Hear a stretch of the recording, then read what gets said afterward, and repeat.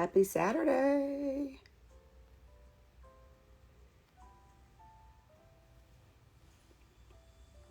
This is our final author chat of the year.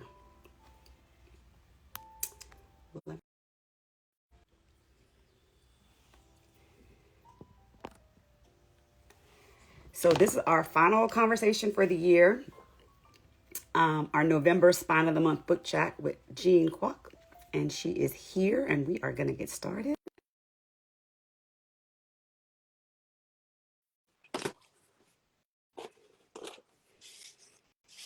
Oh, let me see what's going on here. There she is. Hey, hi everyone. Nice to Hi, how see are you. you?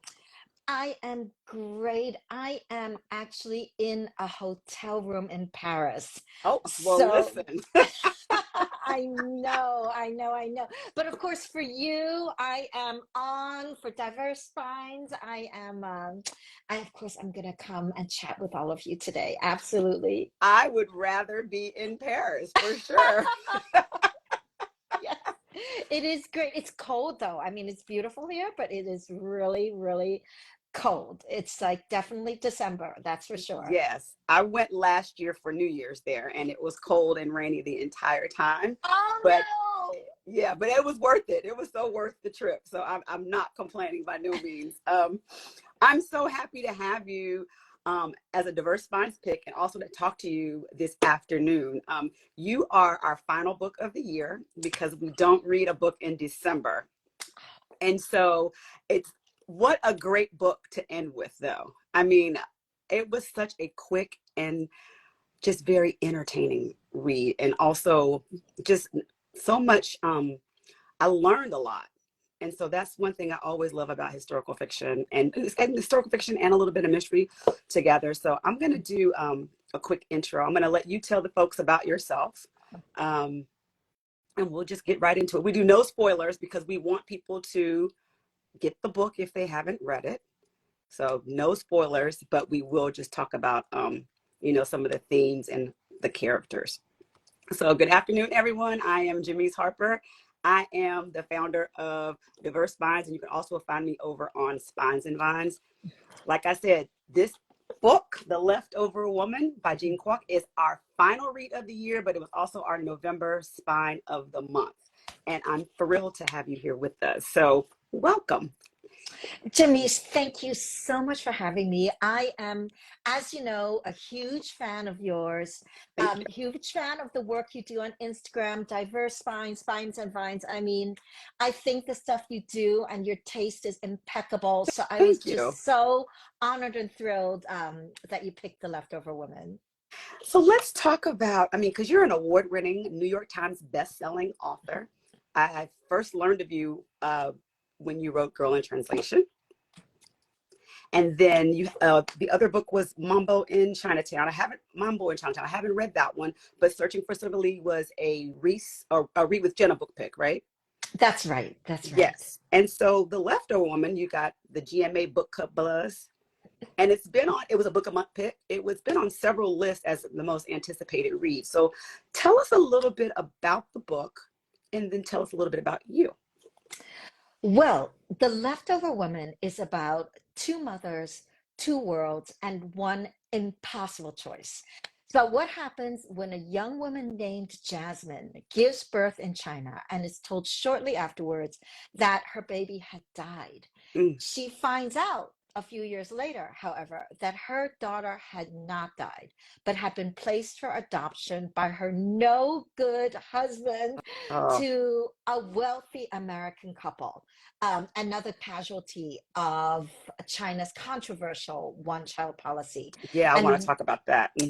that's right. That's right. And when the novel opens, Jasmine has followed her daughter to New York City to try to get her back. And The Leftover Woman is told from two points of view, from that of Jasmine, the birth mother, and also from that of Rebecca, who is, has a high powered career, a beautiful home, an affluent upbringing, handsome husband, and an adopted Chinese daughter she absolutely adores. So yes, So these two women are telling this story, and I am a first generation Chinese immigrant. We were very poor when I was growing up. I lived in an apartment in Brooklyn, New York, that did not have a working heating system. Mm. So during days like this, it was, there would be ice on the inside of our windows. And I worked in a Chinatown factory for much of my childhood. I grew up in a very traditional Chinese family where it was just clear that boys were better than girls. Like Yeah. that was the belief. And so that was the genesis of Jasmine's story for me. Wow. I have to say, the note from the author, it literally, I was like, okay, this is going to take me on a journey. And so let's talk about why you decided to include the note. Um, Yeah, well, I mean, I think it's always so great when the publisher is so supportive and kind of mhm, wants not just to publish the book, but to also get out your message, right? So that The Leftover Woman is more than hopefully a really fun, propulsive story, but that is also about a lot more, that you right. will hopefully think about after you're done with the book. Not just the story, but how it made you feel about being a woman, how hard it is really to be both someone like Jasmine, who, doesn't have power or money or understand the culture, but also to be Rebecca, who you would think she's got it all. But, Right. Rebecca did not ask to be born into privilege any more than Jasmine asked to be born into poverty. And Rebecca also suffers and is trying so hard to balance all these roles that we've got going, right? Like she's Hmm. trying to be the perfect mom, the perfect wife, to Hmm. have a career, and to juggle all those balls. Yeah, I think when I was thinking about Rebecca, I was thinking about the saying, can you have it all, right? You That's know, right. and That's as right. we only put that slogan on women. So, talk a little bit about the balance of trying to have it all, and do we really need to have it all? Oh God, Jamise, that is such a great question, because I think that women are judged so harshly, and we judge ourselves so Yes. harshly, right? And I remember when my kids were little, we were on an international flight, and my husband, now ex-husband, my husband, then he changed the baby's diaper. And, to hear the flight attendants, it was like the second coming. I mean, it was like, oh my God, this brilliant man who changed the baby's diaper. And I was just like, hello, me. Like, I have changed a diaper or two in my life. Right. In fact, I changed the The vast majority of majority of diapers in this like household. And basically, the flight attendants they could have lined up and sang in chorus. Nobody cares. Like, nobody cares what I was trying to do. And I do feel like, even though, we've come far, obviously, and I'm grateful for all the strides we've made, but the fact is still that there are different expectations placed on women than on men, and that we are judged very harshly for not being able to do it all, which is impossible. Like, it's an impossible it feat. is. And right, and no one judges us more harshly than we do ourselves. Yeah. I think as I've gotten older, I've learned how to lay that down. So I'm okay on that part. So let's talk about the story. What was your inspiration? Why did you want to tell the Leftover Woman? Because I also, there's other, this cover is absolutely stunning. So let's talk about the inspiration, and then we'll get into craft and the cover. Well, yeah. I mean, when I saw the cover, I gasped. I Uh, was just like, it's you know, stunning. It's probably it's one of my favorites of the year, actually. Yeah. oh, I'm so good. Well, our cover designer Ploy she is just brilliant. And Hmm. when you're writing the book, you kind of have a vague idea of the cover, but I'm not an artist, so I didn't really know. I thought maybe like some jasmine blossoms. I didn't know, and then I got this, and I was like, Yeah, this is, wow. yeah, it speaks mystery. It speaks, we're going to go on a ride. It's very mysterious because you don't see the eyes. Yeah, That's right. And you know, the amazing thing about that cover is that it's from a real photo. So when I saw it, I was like, oh, they photoshopped it, they put it together because there's that reflection of the Hmm. buildings across her eyes, but it's Yes. actually made from a real photo. And the only thing that they did to change it was they enhanced some of the colors, but they also made the buildings more New York. So that we really had in the Yeah. reflective buildings at the top of the cover, you Hmm. know, there's that feeling of two worlds, you know, the Yes. Asian world and that, you know, plush, luxurious New York world that Rebecca hails from.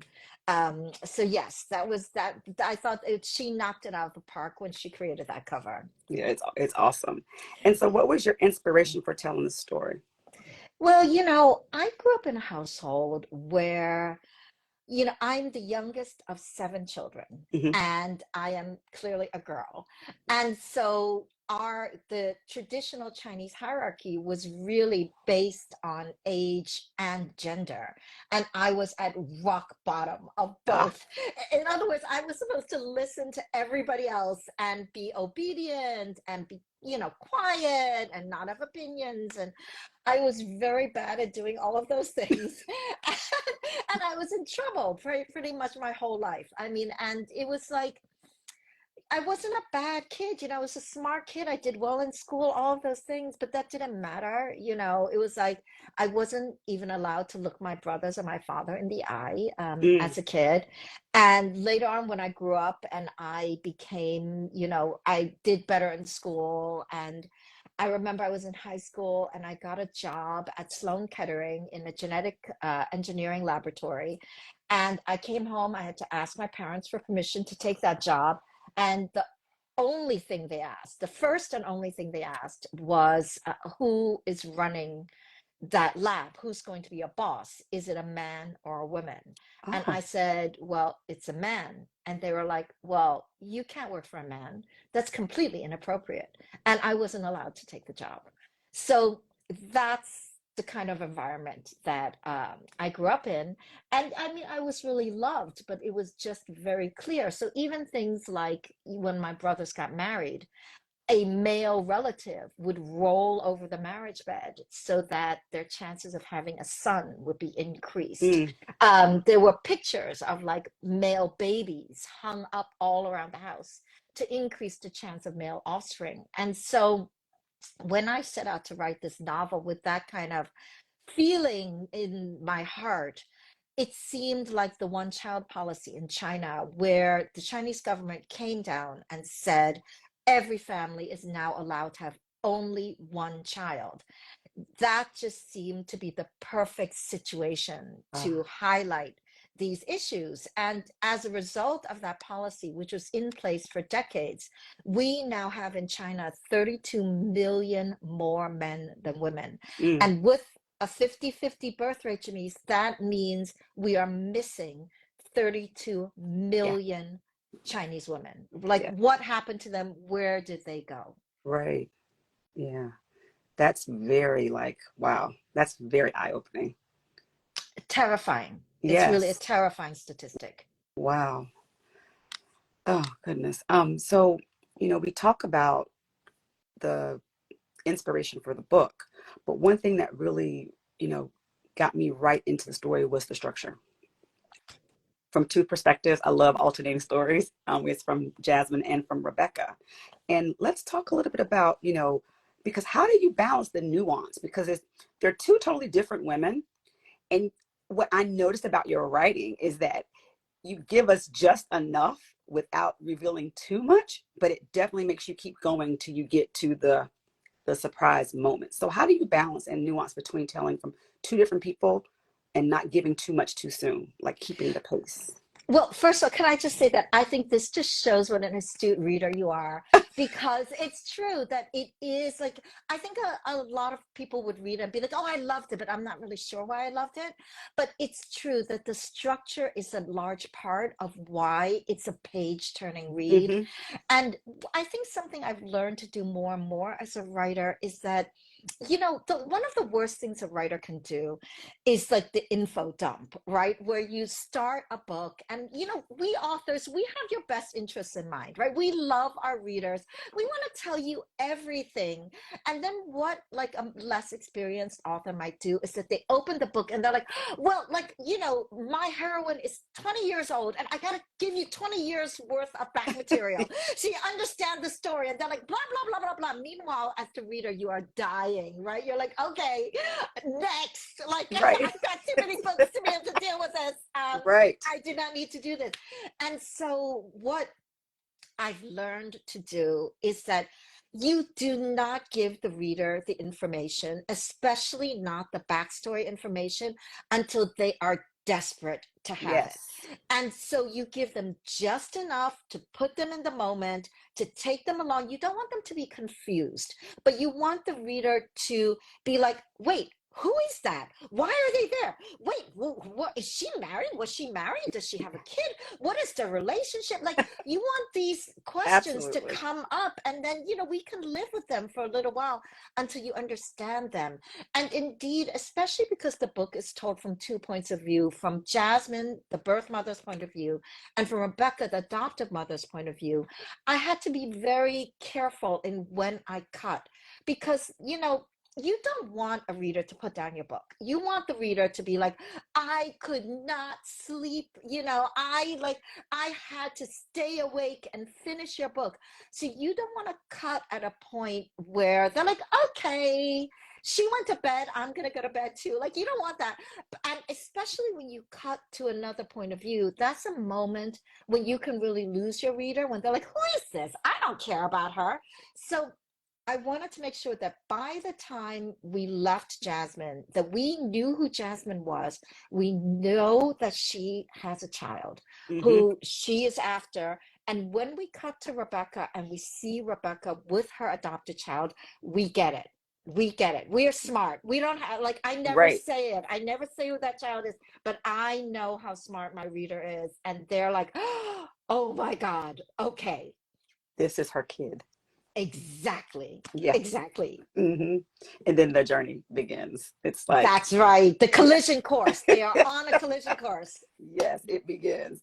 And so let's talk a little bit about, because, you know, it's a hard subject to address, and you do it very well, because you're talking about, Jasmine being the birth mother, and then her daughter being adopted by a wealthy family in New York. And so can you talk about, the transracial adoption, and, how did you, it's a very delicate topic, right? Because, we just want to, how did you, how did you get to a comfort level where you could communicate it to the It reader? was hard. It was Yeah. hard. And you are exactly right, because it is such a nuanced topic. Hmm. And the thing is, when you write a book, even though a book is, of course, about that specific person and that specific character, people are still going to draw a moral from that book. They're still going to have a kind of message.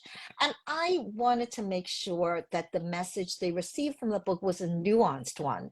And it was hard. I mean, one of my early readers said to me, why don't you make Rebecca into the villain? And, we should root against Rebecca from beginning to end, and the story will really just be about, will Jasmine succeed against Rebecca or not? Hmm. And I thought, well, that would be an easy way out. Like, if I made Rebecca really horrible, kind of irredeemable in a way, it would be very clear who we were supposed to root for, and then we would just hope and pray that Jasmine gets her child back, which is morally, I think, very easy, but I thought, I did so much research for this book, and I spoke to so many different people who had given up their daughters, the daughters themselves, people who had adopted those daughters, daughters that had been left behind in China, Hmm. daughters that had been raised in the West. And it became clear to me that there is no one right answer. And so, because I did set up an impossible dilemma in this book, I did not want us to hate Rebecca. Right. Rebecca is flawed. Rebecca makes horrible mistakes, as does Jasmine. But Rebecca learns. Rebecca is trying. Rebecca Hmm. is really growing as a person over the course of the novel, as is Jasmine. And I want our sympathies to go back and forth between these two very compelling women. But to solve that dilemma, that is the author's role. And that was difficult. I Yeah. mean, I had to take the book apart multiple times before I could get to the right ending. You know, anytime when you're dealing on the topic of, themes of motherhood, right? And so I understand not making her the villain, because I think there's a part of, given the way the child was taken away from Jasmine, you empathize with that, right? That was horrible.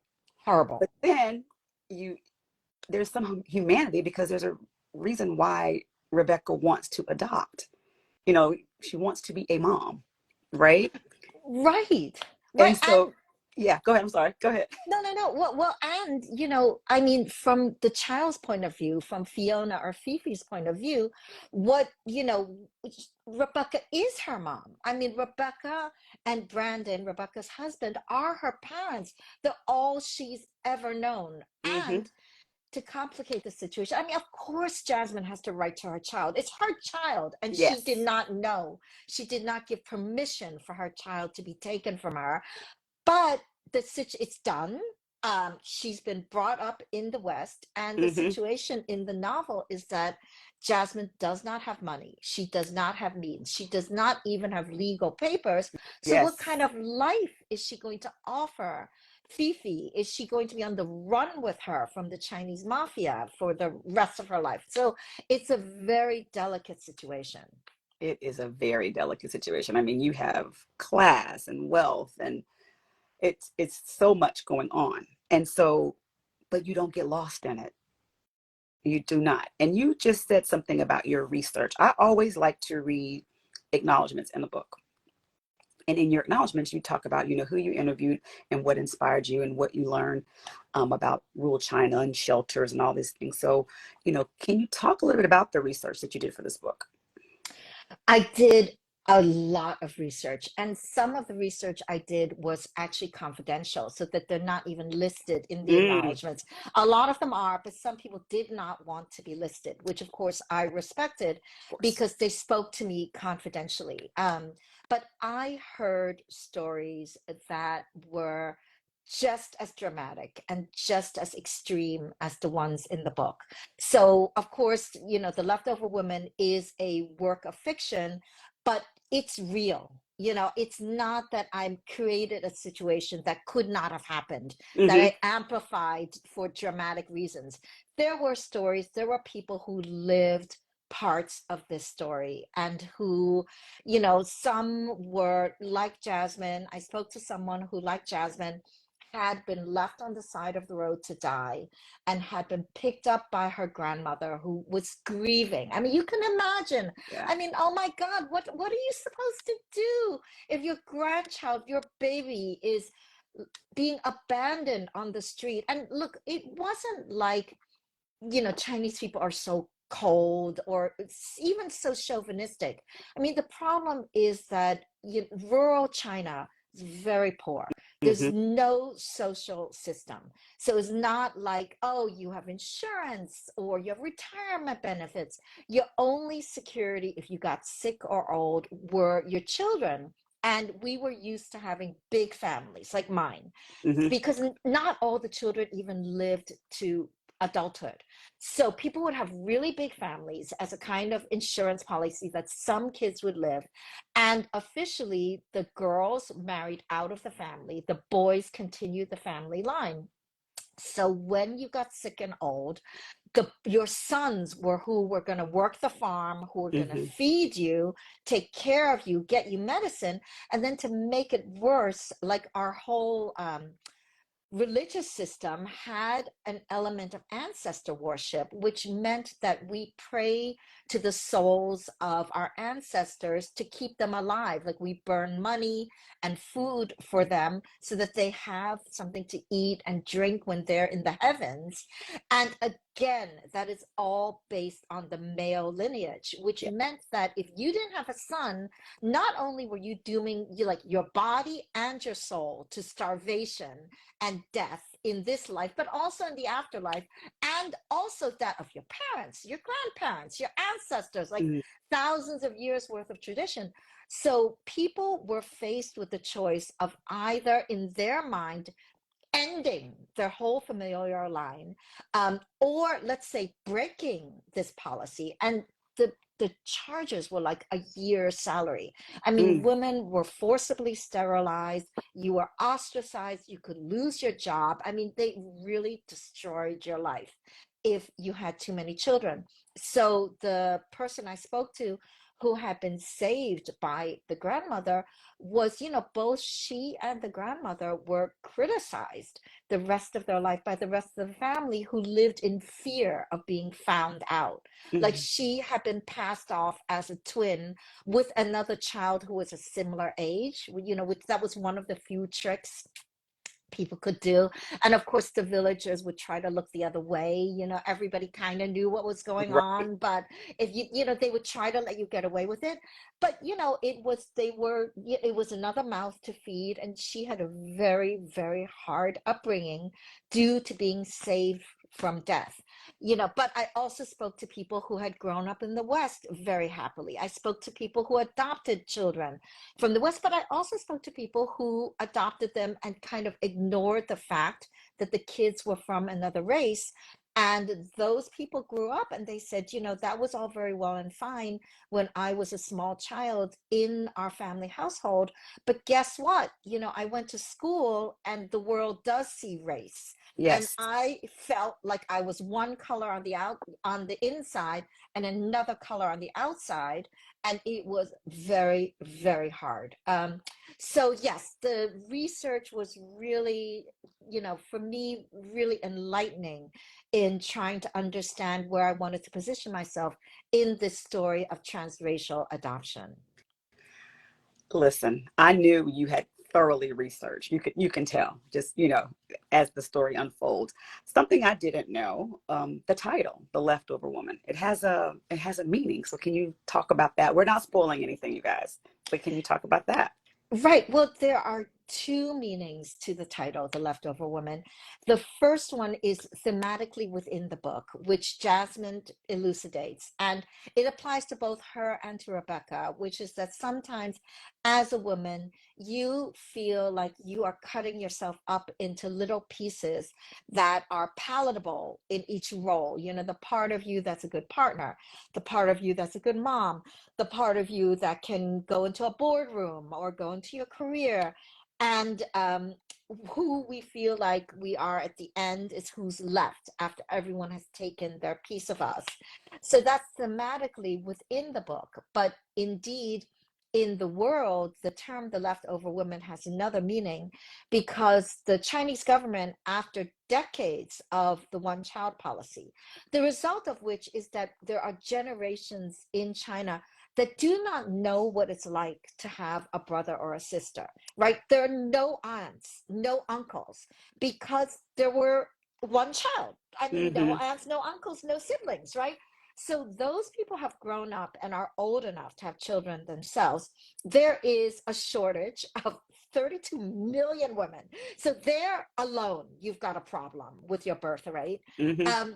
And these kids who have grown up without siblings are not like, oh, I'm going to have 7 kids, even if they're allowed to. They're like, well, I don't know if I want to have a child at all because it's really expensive. And if I Mm-hmm. have one, I'm going to have only one. Also, modern Chinese women are a little bit like, tell me again why I should marry some dude and cook and clean for him. Like, I'm kind of doing just fine by myself. Mm-hmm. So the birth rate plummeted. They changed course and they lifted the one child policy. But then, that didn't help enough.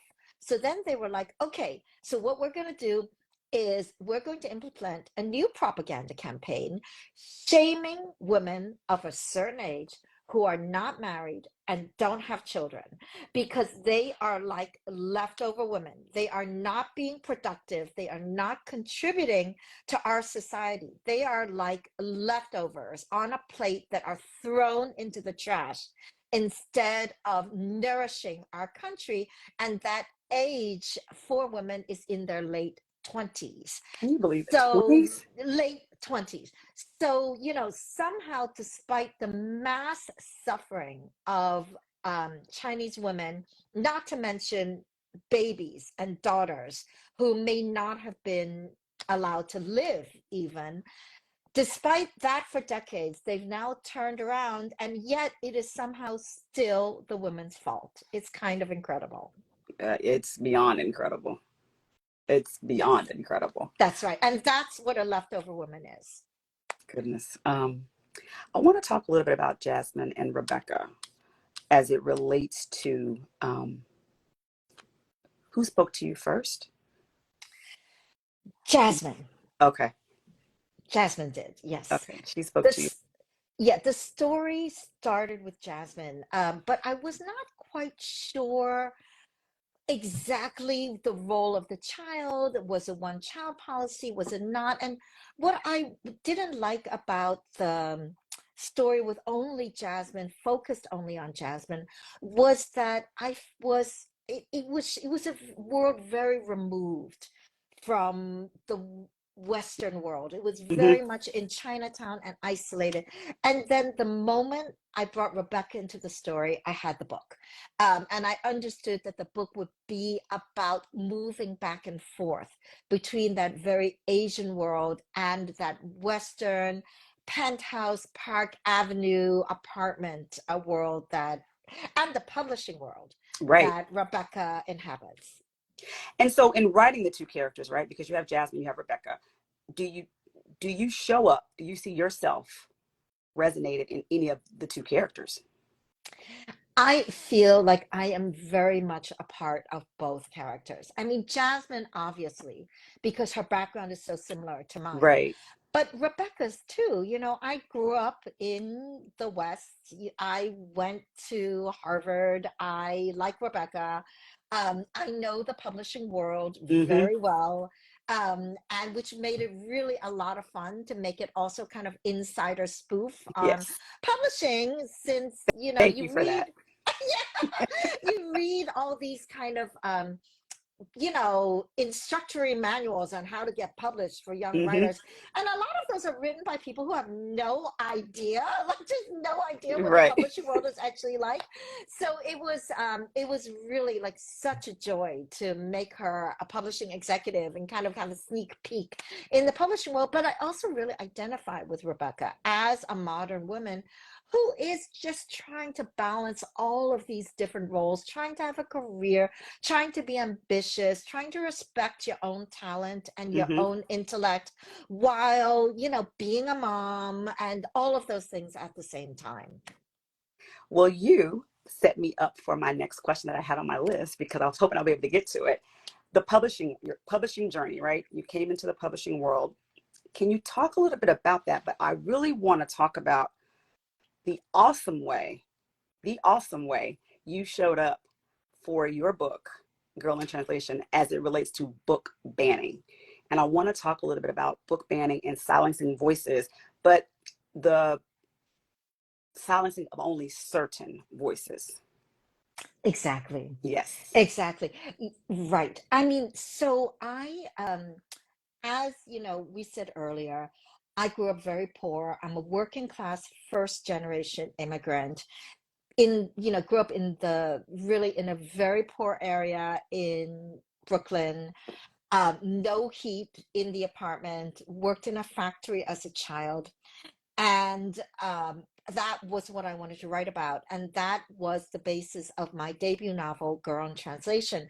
I did not realize I wanted to be a writer until I was in college, because I think for a lot of working class people like me, that just seemed so unrealistic. It wasn't even on my multiple choice list of things I could possibly be to become a writer. So but once I realized I could do it, it was all I wanted to do. I wrote that book. I wrote it actually kind of still trying to hide myself when I wrote it because I was so embarrassed about our past. I think a lot of people who come from a background like mine feel really ashamed of it, and I did as well. So I was like, I'm going to write this book as fiction. It's literary fiction. Nobody's ever going to read it. Nobody's ever going to ask me, was this based on your real life? Of course, the book became an international bestseller. Yes. And the only thing everyone ever asked me was, is this based on your real life? And by that time, I had realized, okay, it's actually a very important part of the story of this book to say, yes, actually, if this is Girl in Translation is a work of fiction, but I lived in that apartment and Hmm. I worked in that factory, the one that's in the novel. Because people wanted to know, can people live like this in the US? And I said, oh my God, do they? And I know so many people who've had experiences like mine. So, Go on Translation, my debut novel, is taught in schools across the world. It is considered a modern classic on the immigrant story. It is sold in the gift shop of the Statue of Liberty and Ellis Island, for example. And it is now one of the books challenged and banned across America. Hmm. And so when I heard about this, I was so outraged because it is, honestly, when I was writing it, I mean, friends were like, shouldn't you put a little more sex and violence in it because nobody's gonna read it? It's Right. so, I mean, it is the story, it's a compelling story, I hope, of an immigrant girl, but it is so clean, it is so, it wouldn't even get a PG-13 rating if it were a movie. Like, it would be Mm. PG at best. So it was just outrageous. It is outrageous that it is being challenged, because it is, I think, a story about an immigrant girl. I mean, I Mhm. think that there are voices that are being challenged these days. And so I was writing a defense, but which a parent was going to read for me at the school meeting. But I got so riled up, I flew from the Netherlands to Central Bucks, Pennsylvania, to Mhm. defend my book in person. And that video has now gone viral.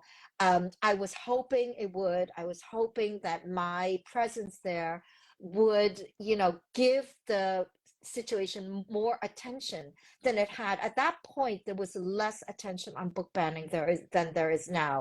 And I knew there would be more coverage if the author herself showed up. Mhm. So, if I did a little bit to help our freedom to read, I am very, very glad.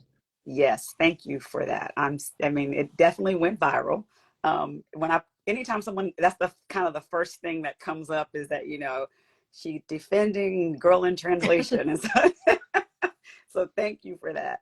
So I'm going to wrap up shortly, but I just want to know, what did you enjoy the most about writing The Leftover Woman? And how do you see yourself from writing Girl in Translation to how have you changed as a writer? Well, I think this returns to, that first point that you so astutely pointed out, which is the question of structure. Hmm. I think that both The Leftover Woman and Girl in Translation are very personal works for me. And, I think The Leftover Woman is my most personal book since Girl in Translation Mm. because it's so deeply rooted in my own upbringing and my own feeling of being unseen and unheard in my own family. So, in that sense, they have a lot in common. But The Leftover Woman, for those of you who have read it, there's a very big twist in it. And in order to make that twist work, the architecture is complex. So, I hope that for readers, it's a really fun, thrilling, page turning read that you can't put down.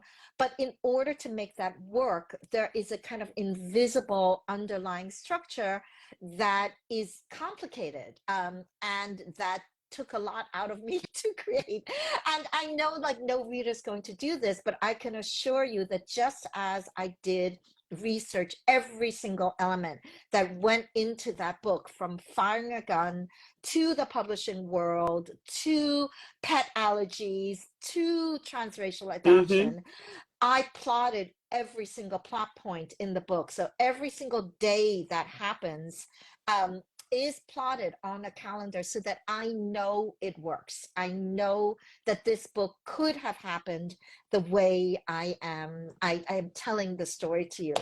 And so that complexity of voice and architecture is something that I was not able to do when I wrote my debut novel. Very nice. One question that popped up says it's from an Anissa. She said, "What are you working on next?" Oh yeah. Well, hi Anissa. Hi everybody. Um, I am the new book I'm working on. I'm actually working on two projects right now, which is a departure for me because I usually work on one at a time. Mm. Yes, but the main one I'm working on is a murder set at Harvard. Oh, So that is very exciting. Yes, and then I'm also working on a passion project. So that's going to be a surprise, and I hope the passion project is like we're going to see something on Netflix or Hulu or. well, you know, you will see, but actually all four of my books have been optioned for film and TV. And Yes. the Leftover Woman was optioned so fast. I mean, it was a year from being the moment the manuscript was finished. So a year before publication, the film rights went immediately, and Oh, that's amazing. they're very excited about it. So I cannot wait to see it on the screen. Congratulations. That's awesome. We can't wait either. So I can't wait to find out what the passion project is. So before I let you go, I always ask our authors what they're reading. Any recommendations for us, especially since we don't have a book for December. What Oh my give us? gosh.